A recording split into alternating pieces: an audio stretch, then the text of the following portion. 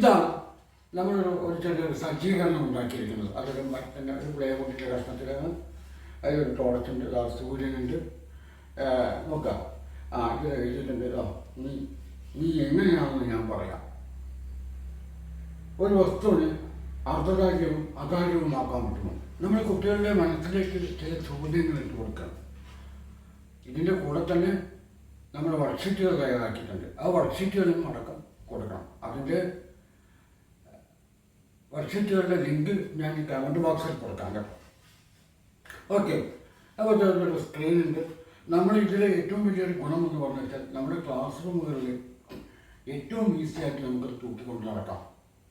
എല്ലാ ബെഞ്ചിലും എല്ലാ കുട്ടികൾക്കും ഈ പരീക്ഷണം ചെയ്തു നോക്കാനുള്ള ഒരു അവസരമാണ് നമ്മൾ ഉണ്ടാക്കുന്നത്. ഓക്കെ, ഇത് വെച്ചിട്ടുള്ള ഒരു ടോർച്ച്, ആ ടോർച്ച് നമ്മൾ കത്തിക്കണം. കത്തിക്കുന്ന സമയത്ത് എന്താണ്, ആ സ്ക്രീനിൽ നമുക്ക് പ്രകാശം കാണാം. ഓക്കെ, കുട്ടികളോട് കൊണ്ടുവരാൻ പറഞ്ഞിട്ടുള്ള നമ്മുടെ അവരുടെ ചുറ്റുപാടിൽ നിന്ന് കിട്ടുന്ന ചില വസ്തുക്കളെ നമുക്ക് അവരെ കൊണ്ട് കൊണ്ടുവരാൻ വേണ്ടി പറഞ്ഞിട്ടുണ്ടാവും. നമുക്ക് തലേ ദിവസം പറഞ്ഞിട്ടത് പറയാം. അവർ നാണയത്തൊട്ട് കൊണ്ടുവരാം. ഇതെന്താണ്, നമ്മൾ കട്ടർ ഇപ്പോൾ അല്ലേ വളരെ പ്രാധാന്യമുള്ള അല്ലെങ്കിൽ ഏറ്റവും കൂടുതൽ കാണപ്പെടുന്ന ഒരു സാധനമാണ്. എല്ലാവരും കട്ട് ചെയ്യുന്നത്. അതുപോലെ തന്നെ ഷീറ്റ്, ഒരു ബ്ലാക്ക് ഷീറ്റ് അല്ലേ. അതുപോലെ തന്നെ നാണയം പറഞ്ഞു, ടൈല് പറഞ്ഞു, തുണി, എല്ലാം നമ്മളെ കുട്ടികളെ കൊണ്ട് കൊണ്ടുവരാൻ പറഞ്ഞ സാധനങ്ങളെല്ലാം തന്നെ അവർക്ക് വേണമെങ്കിൽ അവരുടെ വെറ്റിൻ്റെ പുറത്ത് വെച്ചിട്ട് പരിശോധിക്കാം. ടൈലിൻ്റെ പീസ് വെച്ചതിന് ശേഷം നോക്കുമ്പോഴേക്കും പ്രകാശമൊന്നും വന്നിട്ടില്ല. ഓക്കെ, കാണുന്നുണ്ടല്ലോ അല്ലേ.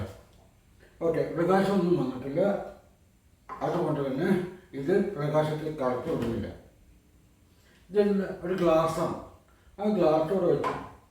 ആ ഗ്ലാസ് വെച്ചപ്പോഴും പ്രകാശത്തെ കറുത്ത് വിടുന്നുണ്ട്. ഓക്കെ, ബട്ടർ പേപ്പർ അത് പ്രകാശത്തെ കുറച്ച് മാത്രമേ കറുത്ത് വിടുന്നുള്ളൂ. ഓക്കെ, ATM കാർഡ് ഓക്കെ, അതും കറുത്ത് വിടുന്നില്ല. അത് പ്രകാശത്തെ കറുത്ത് വിടുന്നതില്ല. ഇത് ഗ്ലാസ്സിലേക്ക് കുറച്ച് വെള്ളം ഒഴിക്കാം.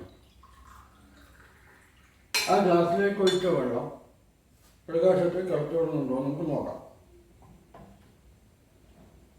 ഓക്കെ, അപ്പോൾ നമുക്ക് നോക്കാം, പ്രകാശത്തെ അത് കറുത്ത് വിടുന്നുണ്ട്.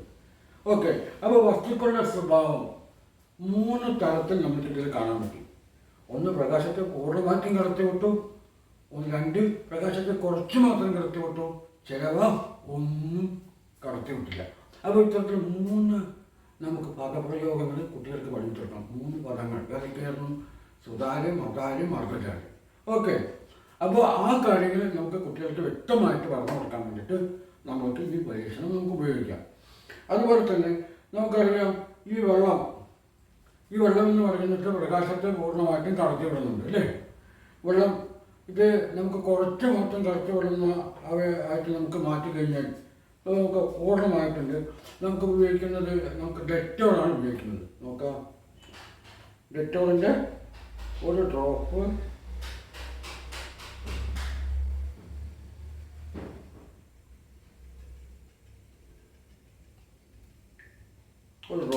നമ്മുടെ ഒഴിച്ചു. നോക്കാം, ഇവിടെ സംഭവിക്കുന്ന മാറ്റം നോക്കുക.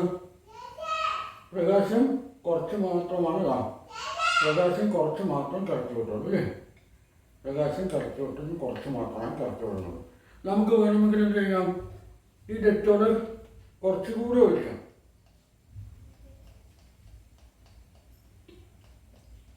കടത്തി വിടുന്ന പ്രകാശത്തിൻ്റെ അളവ് കുറഞ്ഞുകൊണ്ടേ വരികയാണ്. ഓക്കെ, നോക്കാം, ഇപ്പോൾ ഈ സമയത്ത് നോക്കാം, പ്രകാശം കടത്തി വിടുന്നുണ്ടോ? ഇല്ല. അപ്പോൾ പ്രകാശം പൂർണ്ണമായിട്ടും ബ്ലോക്ക് ചെയ്യപ്പെട്ടു അല്ലേ.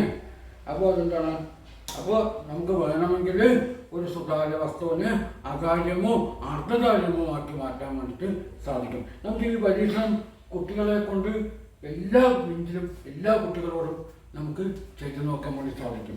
വളരെ സിമ്പിളായിട്ടുള്ളൊരു പരീക്ഷണ മെത്തേഡാണത്.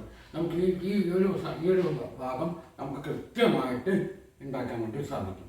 ഓക്കെ, അപ്പോൾ കൃത്യമായിട്ട് നമ്മൾക്ക് ഇതുപോലെയുള്ള സാധനം നമ്മളുടെ കയ്യിൽ ഉണ്ടാകണം. അതാണ് നമുക്ക് ഒരു പരീക്ഷണമായിട്ട് ബന്ധപ്പെട്ട ഒരു ശാസ്ത്ര അധ്യാപനവുമായിട്ട് ബന്ധപ്പെട്ട ഒരു അധ്യാപകൻ്റെ കയ്യിൽ ഉണ്ടായിരിക്കുന്നത്. Okay, thank you.